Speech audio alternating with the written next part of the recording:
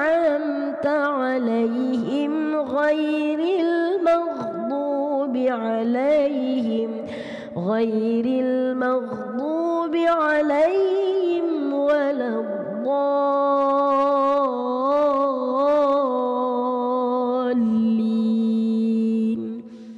Baik. Pada perkataan ghairil maghdu, sefaham saya Tuan Fairul tadi tanya, Farizul tanya, kenapa pada perkataan ghairil tu macam ada henjut? Macam tu Tuan Okey, cerita dia macam ni Tuan dan puan-puan yang dikasihi Allah sekalian. Pada perkataan ghairil maghdubi, pertama sebut huruf tu dengan betul dulu lah. Kena kenal lah huruf ghain macam mana. Ya ra ghairil magh. Kalau kita cerita tentang hamzah wasal tuan-tuan, ni yang hamzah wasal ni abaikanlah sebab duduk tengah kan.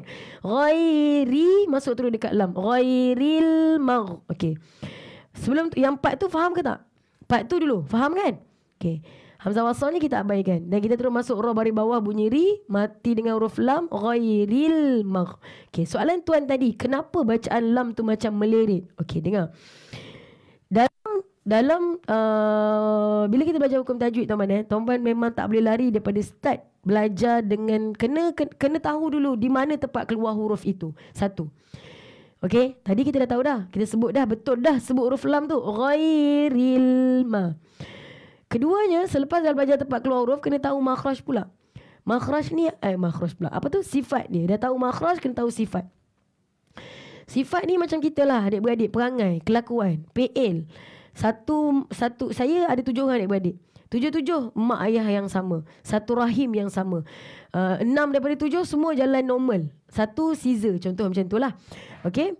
So nak cakap makhraj semua sama, tempat keluar semua sama, tapi sifat berbeza. Seorang abang macam baran, seorang penyayang sangat, seorang contoh begitulah. Adik ni memang perempuan tapi macam kasar sikit perangai dia. Contoh yang tinggi rendah, yang comel, yang cabi dan sebagainya lah.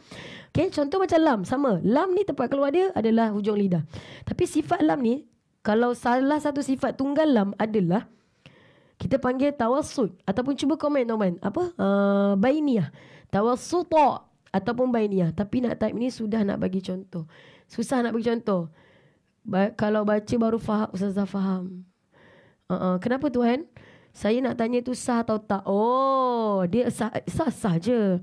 Sebab dia kesalahan khafi, kesalahan yang tersembunyi. Sifat huruf ni kesalahan tersembunyi. Kan senang soalan dia, sah ke tak yang tu. Ingatkan kenapa dengan ghairil tu. Tapi kalau tuan tanya, ya, pada huruf lam tu ada henjutan ataupun kita kata lebihan suara pada huruf lam yang kena bunyi macam ni. Ghairil magh, ghairil magh. Itu je. Dia bukannya ghairil itu suara terlantun. Kita nak lebihan suara tu ghairil magh gitu. Dia tak boleh mati terkejut. Lam tu mati, tak ada baris pun. Dia tak boleh baca ghairil maghdu. Dia tak boleh, itu terkejut. Ghairil maghdu. Kita tak nak ril magh. Betul dah ril lam. Tapi kita nak ghairil magh. Gitu tuan-puan. Faham tak?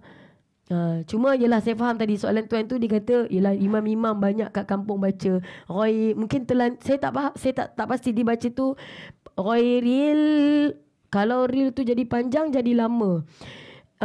Itulah sebab nak tahu juga imam tu baca macam mana sebenarnya. Dia bertaranum ke, dia merata ke? Taranum pun dia taranum macam mana.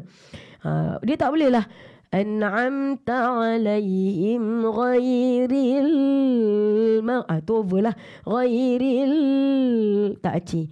Dia cukup ghairil magh. Gitu saja. Bertaranum pun kena ingat sikit. Dia bukan nombor 1. Nombor 1 ni tajwid dia, makhraj, sifat, huruf tu semua. Okey, boleh tak tuan-puan? Unsur penggelongsoran antara dua huruf, sebab itu bacaan yang ya macam tu. Betul. Betul lah tu. Ya, jadi macam tu, macam saya baca. Salah, tu teruk sangat tu. Saya tak, dia kalau baca, tapi kalau macam gitu, Ustaz cari Ustaz. Dia tanya sah ke tak? Ghairil, contoh, betul. Tapi kalau tanya sah je. Dia bukan sampai ubah makna, tertukar huruf. Cuma dia, tak tahulah, bacaan melirit mungkin. Dia khafi lah tuan. Boleh tuan InsyaAllah. Saya harap jelas lah tuan